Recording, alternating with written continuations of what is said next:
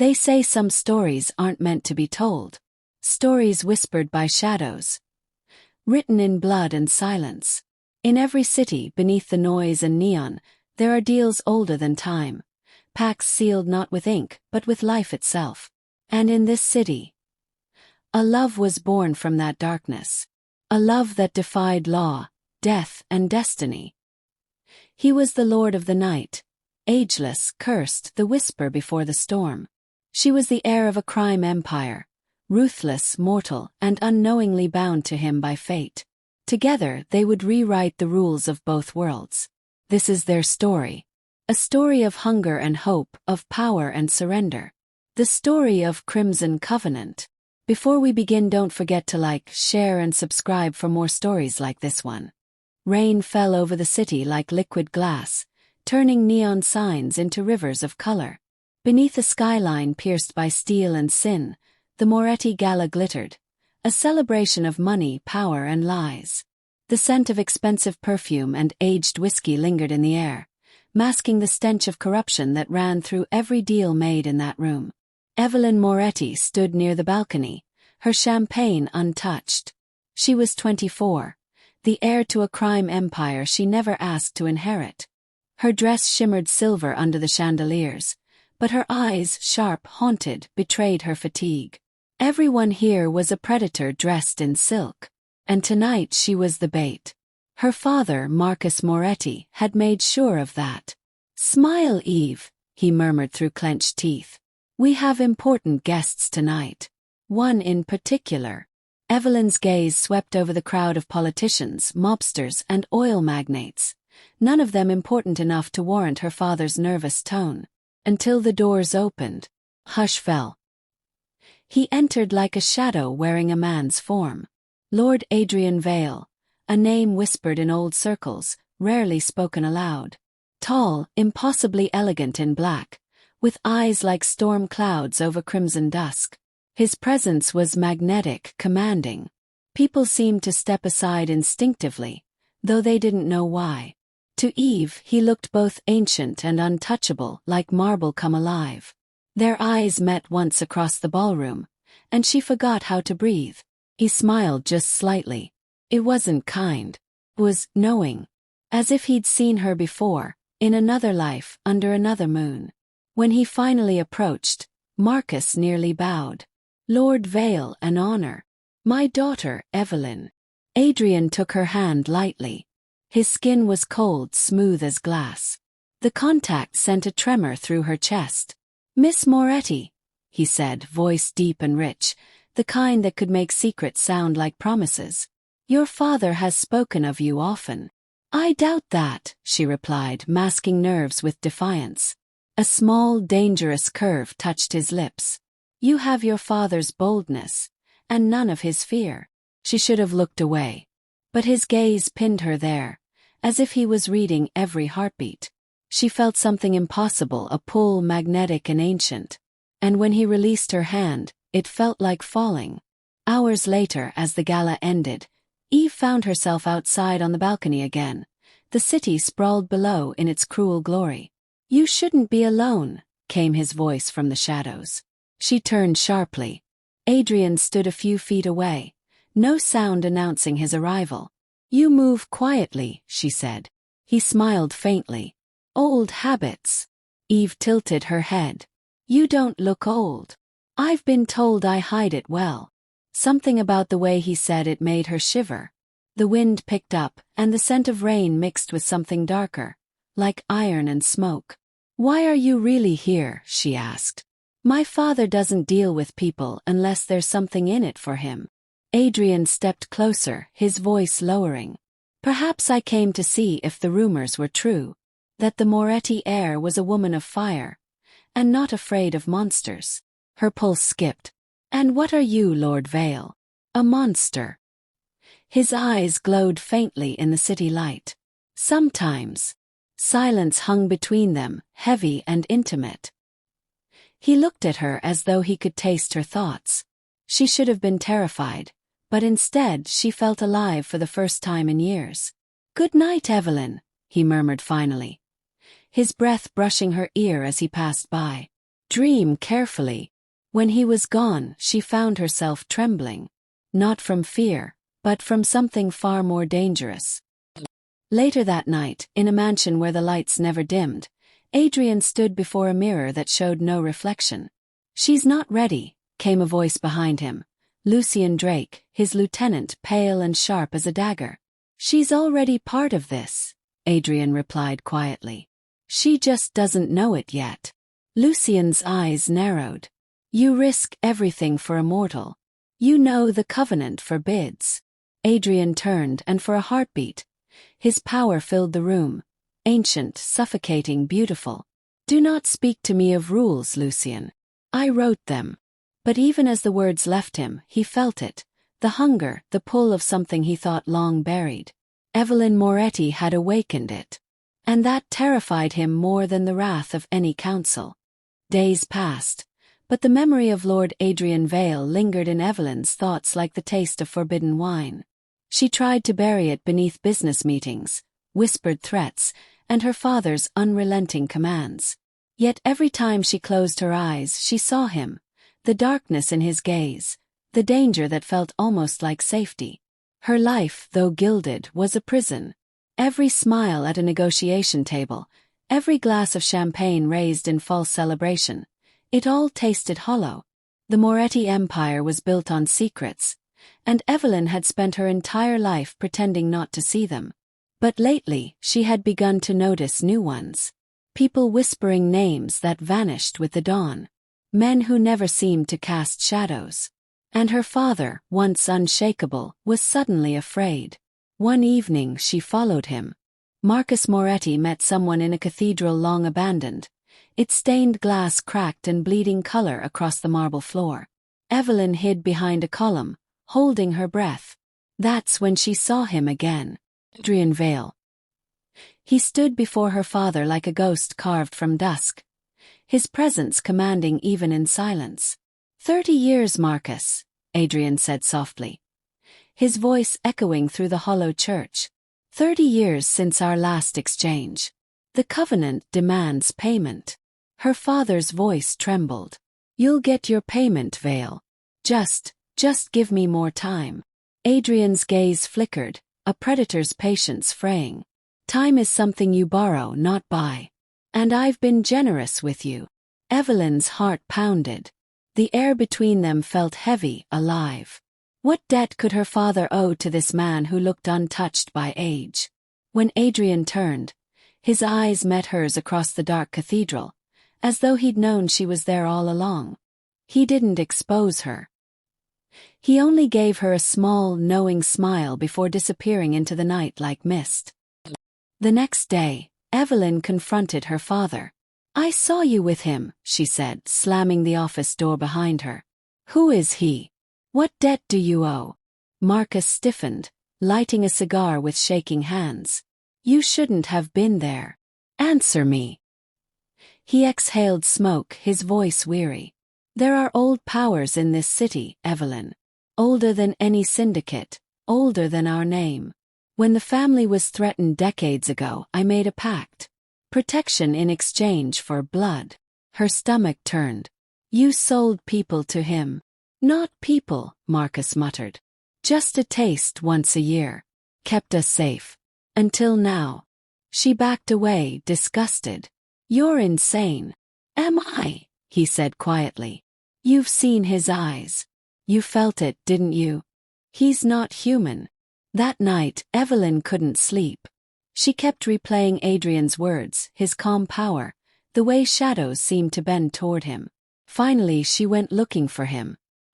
The storm broke just as she reached his estate, a towering Gothic mansion on the city's edge, half swallowed by ivy and fog.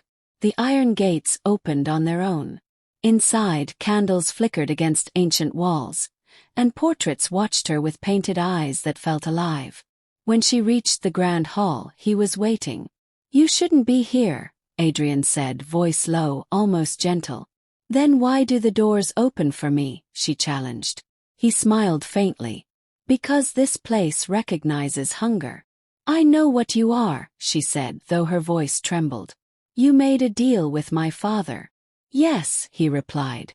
A covenant written long before you were born. Your family's protection was purchased with my silence. Silence about what? He stepped closer. His eyes caught the firelight, burning with something ancient. About the truth, that the Morettus built their empire with blood not entirely their own. She swallowed hard. Why me then? Why do you look at me like I remember you? He finished softly. Because I do. Evelyn frowned, her breath catching. That's not possible. Once, Adrian whispered, a woman with your face stood beneath these very arches. Centuries ago. She defied me, loved me, and died for it. He paused, looking away as though the memory still burned. You carry her eyes, her fire. I should have left this city before I saw you. But I couldn't. She took a trembling step forward. Then tell me why it hurts to be near you. He looked at her, and for the first time, she saw the torment behind his calm. Centuries of longing and loneliness. Because, he said softly, my curse calls to your blood. She didn't understand. Not fully.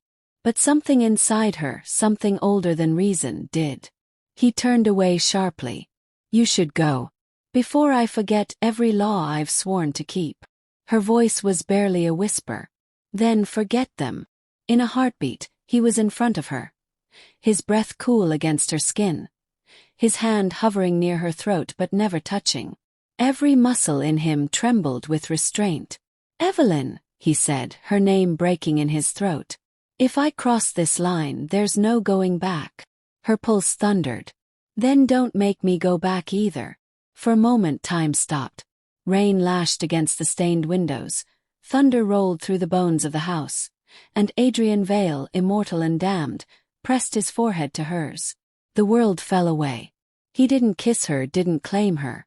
But in that breath between them, something unholy and beautiful was born, the kind of connection that could undo empires. Later, as she left the mansion, Evelyn knew her life had changed. And in the shadows of the upper balcony, Lucian watched her go, eyes filled with fury. You're letting it happen, he hissed. The council will destroy you for this. Adrian's gaze stayed on the rain outside. Let them try. The nights that followed were restless. For Evelyn, every sound in the dark seemed to echo with his voice. For Adrian, every heartbeat he heard through the city walls pulled him closer to breaking his own laws. They met again, quietly, under the weight of secrecy. Sometimes on rooftops where the moon hung low and silent, sometimes in old tunnels beneath the Moretti estate where whispers couldn't reach.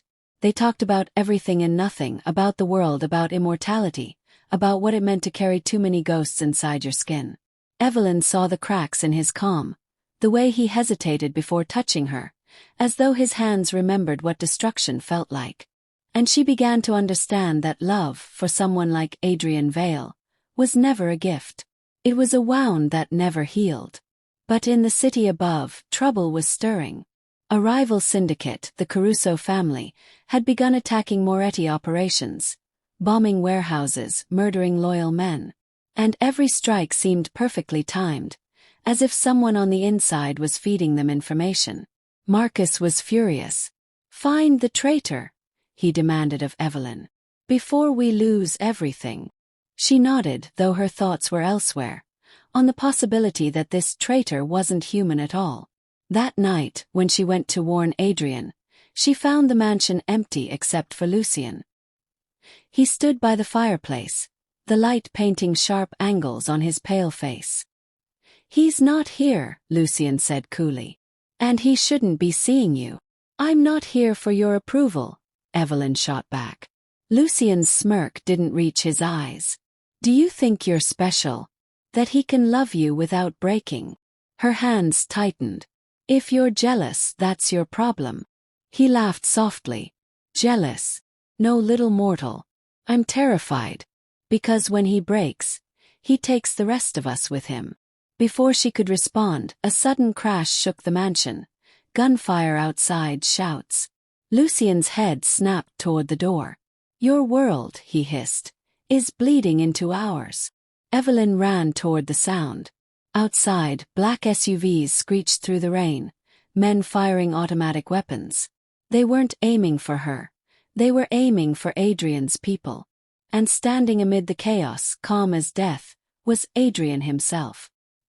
He moved like a storm given shape, bullets slowing as they neared him, enemies collapsing as if drained of life.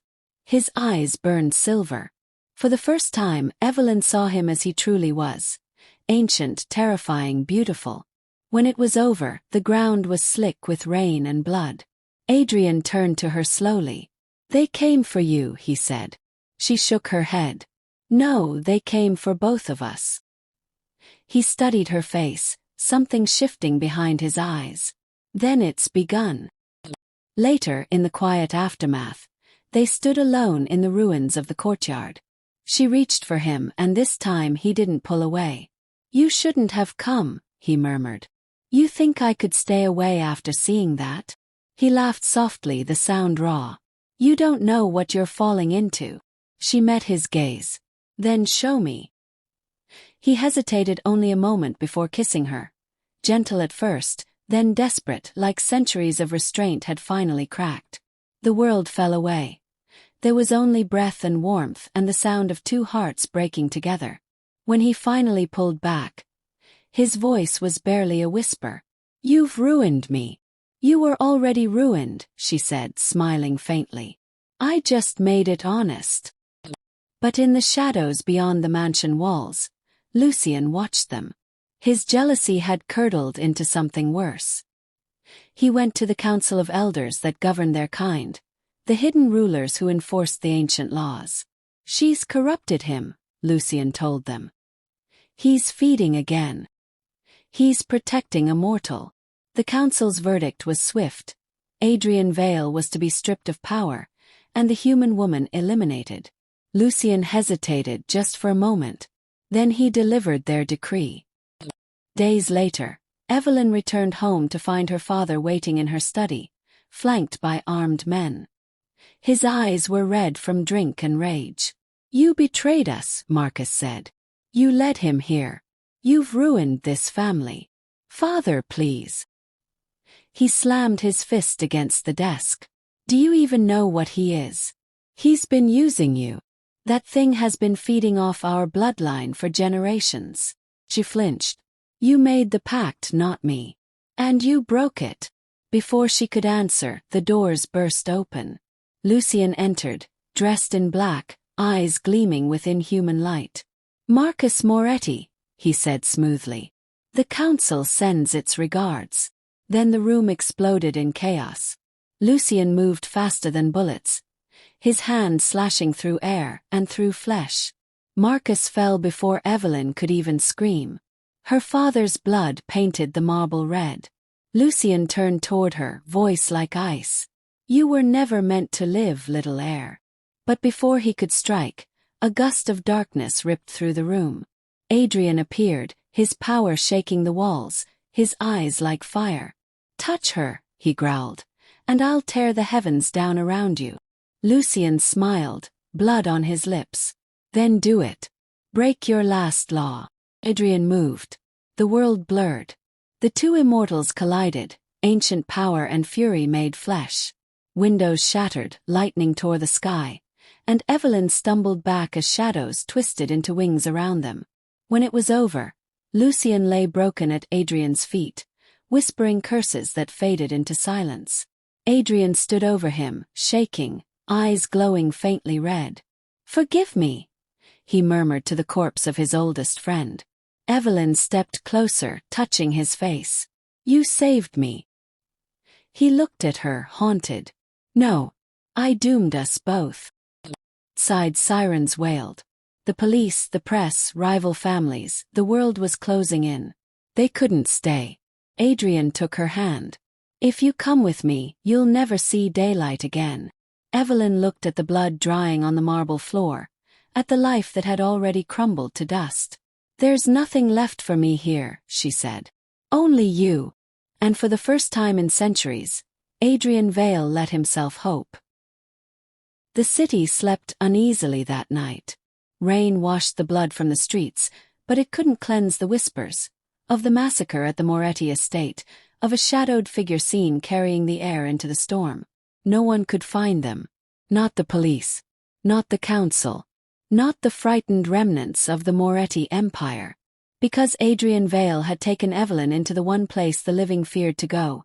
The catacombs, an endless labyrinth beneath the city, where his kind once ruled. There, beneath stone and silence, he laid her gently on an ancient altar, her breath shallow, her skin cold. The blade that had cut her side glimmered nearby, still wet with her blood. "You're losing too much," he whispered, pressing his hands against the wound. "Stay with me." Her eyes fluttered open, dazed but defiant. "Don't let me die." He closed his eyes, torn. The only way to save her was the one thing he swore never to do. "I can't," he whispered. "If I give you this, you'll never be human again."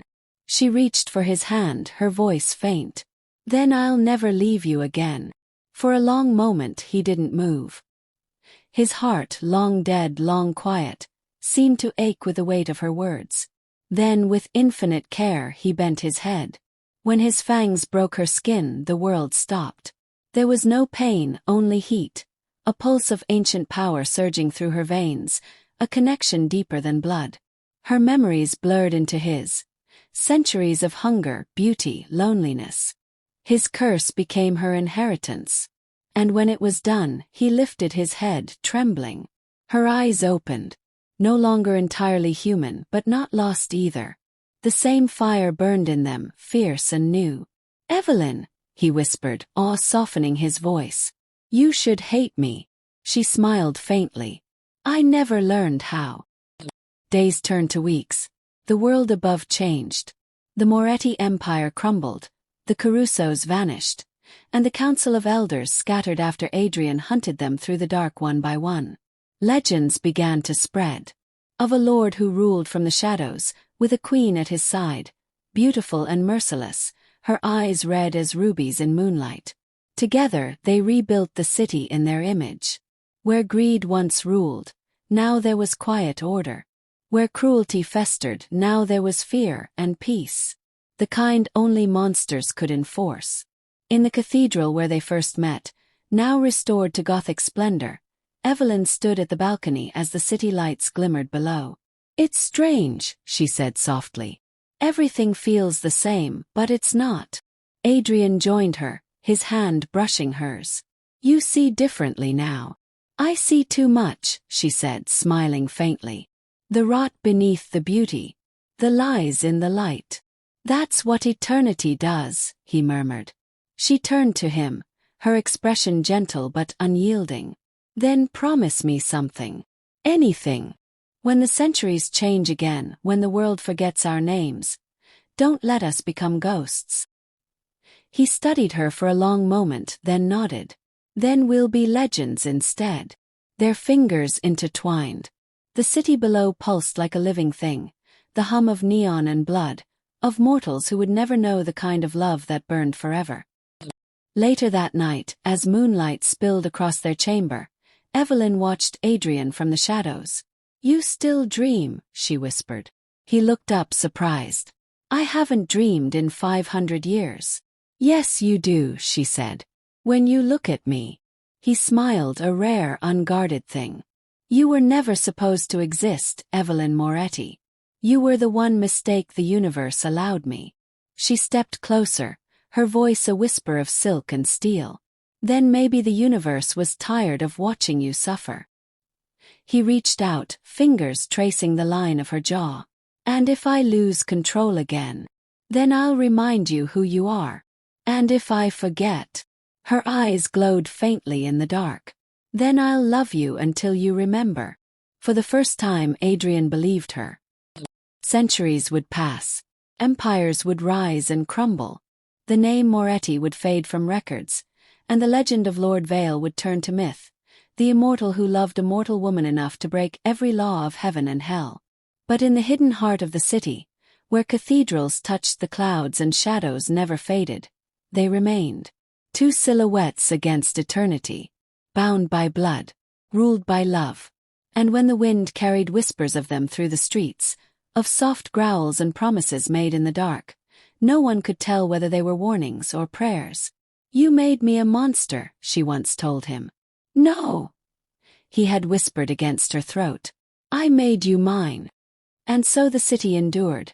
Beneath its towers of glass and sin, two immortals watched the centuries unfold. Empires fell. Names changed. But the legend remained. Of the vampire lord who loved a mortal woman enough to shatter eternity itself. Some say you can still feel them in the wind that moves through the old cathedrals. A whisper, a growl, a vow made in the dark. Love doesn't die, it just changes form. And in the heart of every shadow, under every crimson moon, their covenant still holds. Soft breath, fading echo. He was her ruin. She was his redemption. Together, they became legend. If you enjoyed this story, don't forget to like, share, and subscribe. Also leave a comment of what you think about this story. Thanks for watching. See you in the next one.